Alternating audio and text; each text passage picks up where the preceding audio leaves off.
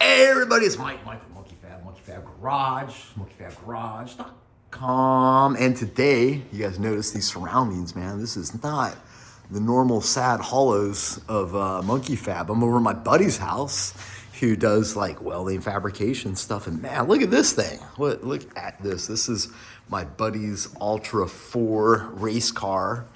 And for the past, 3 days, we've been kind of mad crashing on this because we have 1 day left to get this thing on a dyno, right, sir?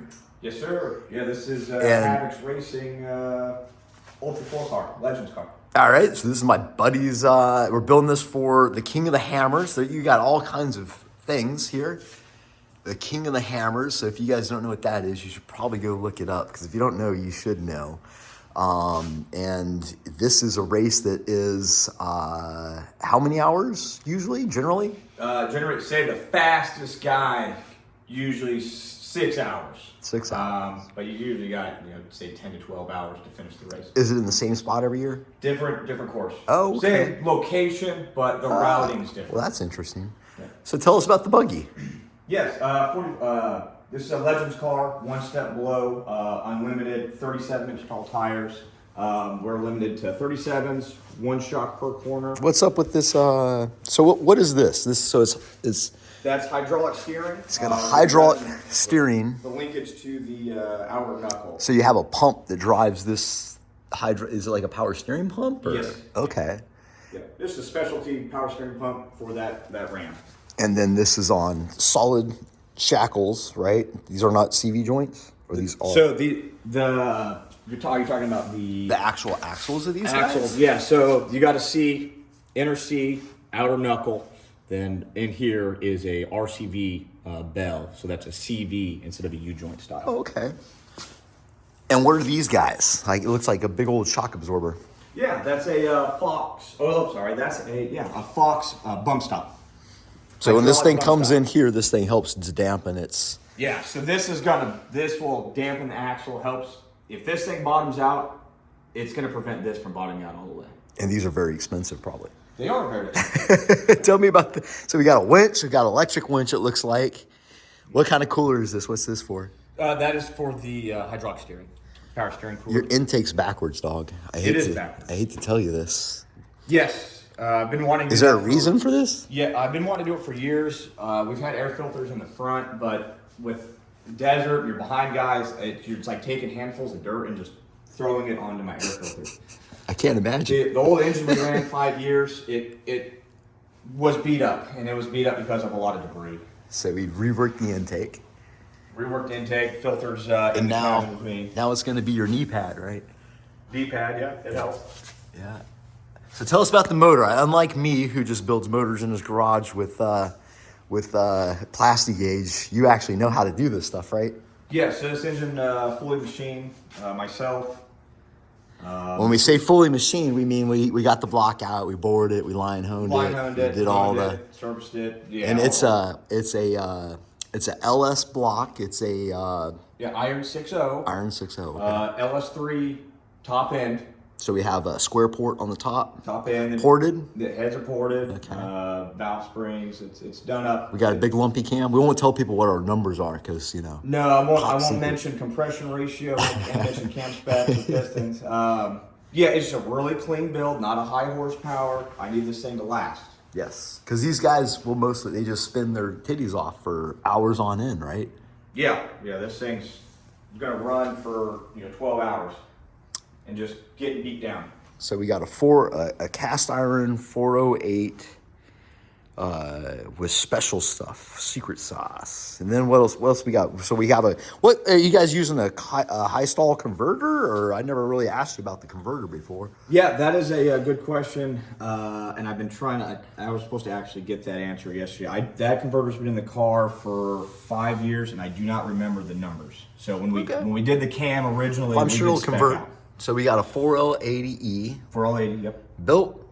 Yes. Okay. And tell me about this transfer case, because this does not look like what I'd find in my regular. Yeah, that's out of, say, a 1-ton Chevy truck, early 90s. It's a GM 205 gear-driven cast iron. So the difference with this one versus my normal one that I would get in my everyday passenger vehicle is the normal ones kind of have a chain drive system. Yeah, there'll right? be an aluminum housing and chain driven.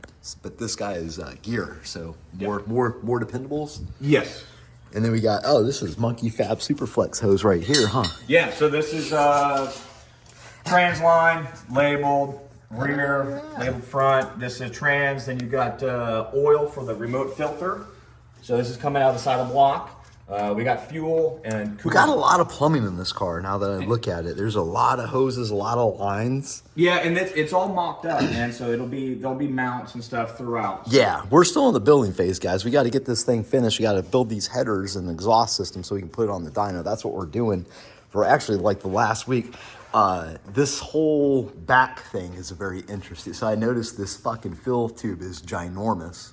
We'll have race cans. It'll dump. It'll just fit right in there and just dumps in. That's Dump, great. yeah, 10 gallon. Or We got a big old heavy duty fan, yes. which is probably an important thing. Although this is in February, so it's not too terribly hot outside, right? Yeah, it'll be cold, but it'll warm up throughout the day. And there's so much load on this thing. This thing, if you don't have a good cooling system, you are gonna have issues. Yeah. And then tell me about this rear axle. Yeah, the rear axle, rough stuff housing, Spider Trex outers, Spider Trex 40 spline 300M shafts. It's a full float axle. So this guy is a full, so you can literally unbolt these little bolts right here, pull this cap out, and then you can pull the axle in and out, right? Yes, and the vehicle will still move, right? So it'll be just, say, the rear axle, you can just spin one tire. That's crazy. If you break a shaft, you leave the shaft in it and you've got one wheel spinning. It's got a full spool, so there's no lock. It's just spooled. It's locked all the time. And this is one hell of an anti-roll bar. And we have these on the front too. It's just not installed, right? Yes. Yeah, and I'll have a spare tire back here. Looks like we're holding fluid. So far, guys, we got everything. I'd say mostly Gordon's done everything here. He's got it all wired, plumbed, ready to go. Built this side header. I got called in to do this side, and we're helping out. We just actually installed those fancy axles and wired everything. And last night we did an ignition and a injector check after doing loading our tune and doing the TPS auto set. And we do have spark, and we do have clickety clacks on the injectors. So that's very promising. I have nothing but faith in this motor because I know the guy that built it. He's pretty good. And that's where we are, building Ultra Force in the garage. And this is like $100,000 race car here. This is wild stuff, and it's really been fun to just jump in here and get out of my normal quarter mile street car kind of build and do something different, which is, and it's new, and you learn stuff. Like I installed my first floater axle yesterday. What do you think about that, Martin? Man, it is badass. It's you growing up, you see the guys with the big parts, and finally I got a little bit of the big parts. So you've been watching this shit since when? It started in 2006, and I was still in high school, right? So then got out of the Marine Corps, went to my first race, watched the race in 2015. In 2015, we started building a stock class Jeep. Then from 2015, we've been racing on. Raced stock class Jeep for a couple years, and that was brutal, and we needed a proper race car. This is how you do it, guys. You start, if you have a dream, I mean, this is this guy's dream, just like Monkey Fab kind of was my dream. And let me tell you what, dude, if you put one foot in front of the other, you keep moving forward, it's not going to happen overnight. It never does. It never feels like you're really accomplishing anything. But someday you open your eyes and you got a $100,000 race car in your garage that you're going to be racing a King of the Hammers. That's not a bad deal. So until next time, this is Mike with Monkey Fab signing out.